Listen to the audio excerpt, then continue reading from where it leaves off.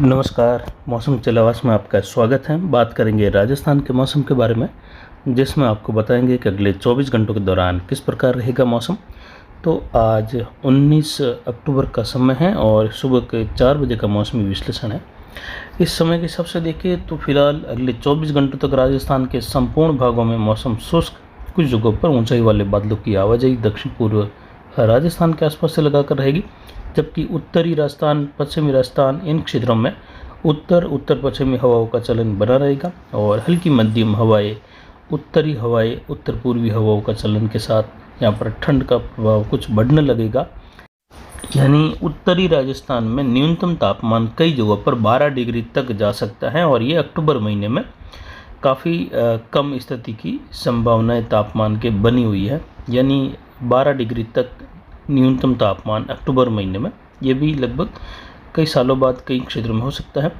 और वहीं अधिकतम तापमान 37 से 38 से 39 डिग्री के आसपास बना रहेगा, लेकिन फिर भी न्यूनतम तापमान में गिरावट के साथ ही रबी फसल की बुआई का कार्य अब जोरों पर रहेगा।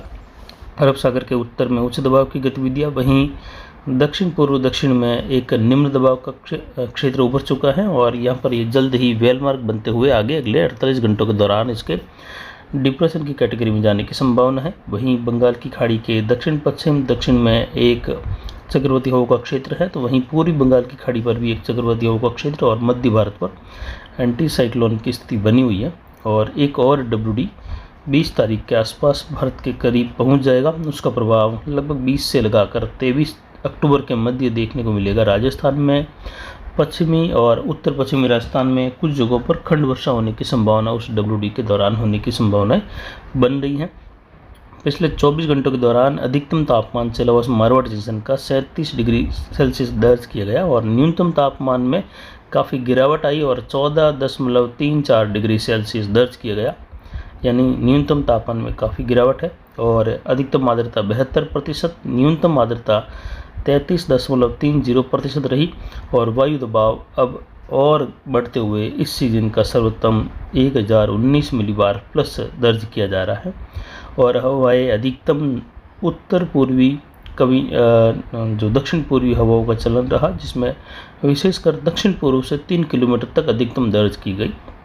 जवाई बांध का गेज देखें तो स्थिर बना हुआ है और ये बराव क्षमता के आसपास और जल निकासी अभी भी इससे कुछ हो रही है।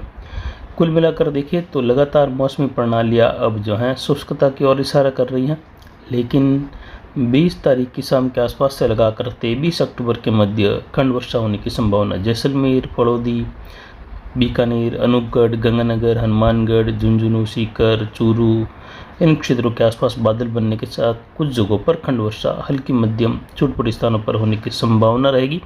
ज़्यादातर क्षेत्रों में राजस्थान के पश्चिमी उत्तर पश्चिमी इलाकों में मौसम शुष्क बना रहेगा और दक्षिण पूर्व मध्य राजस्थान, उत्तर पूर्वी राजस्थान में भी ज़्यादातर मौसम आने वाले दिनों में शुष्क ही बना रहेगा। नवंबर के पहले सप्ताह के दौरान भी WD से वर्षा होने की संभावना है।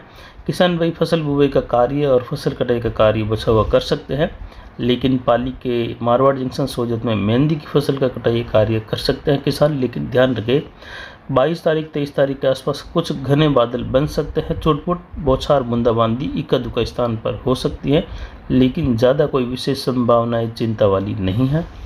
ये WD की संभावनाएं आप देख सकते हैं और जेट का प्रभाव पाकिस्तान के दक्षिण में कुछ उत्तर की ओर है। वहीं बंगाल की खाड़ी के अलावा अरब सागर में भी देखें तो हलचल बनी हुई है और अरब सागर में तूफान तेज जल्द ही अगले 3 दिनों के दौरान उभरने की संभावना है। फिलहाल ये निम्न दबाव के रूप में यहाँ पर सिस्टम बना हुआ है। बंगाल की खाड़ी में भी जल्द ही प्रभावी सिस्टम उभरने की संभावना है और जल्द ही आपको जानकारी देंगे कि किस प्रकार स्थितियाँ इसकी रह सकती है, तूफान की ट्रैक किस प्रकार रह सकता है इसका। फिलहाल संभावनाएं उत्तर में मुड़कर आखिर में ये उत्तर पूर्व की ओर जाने की रहेगी, लेकिन मॉडल के अनुसार देखें तो ज़्यादातर ये यमन और ओमान की ओर इसके जाने की संभावना है।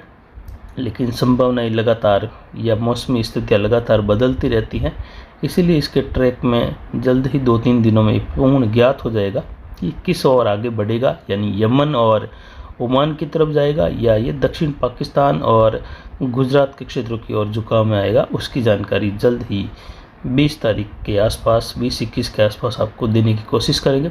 तो फिलहाल अभी की जानकारी के लिए इतना ही। नमस्कार, जय हिंद, जय भारत।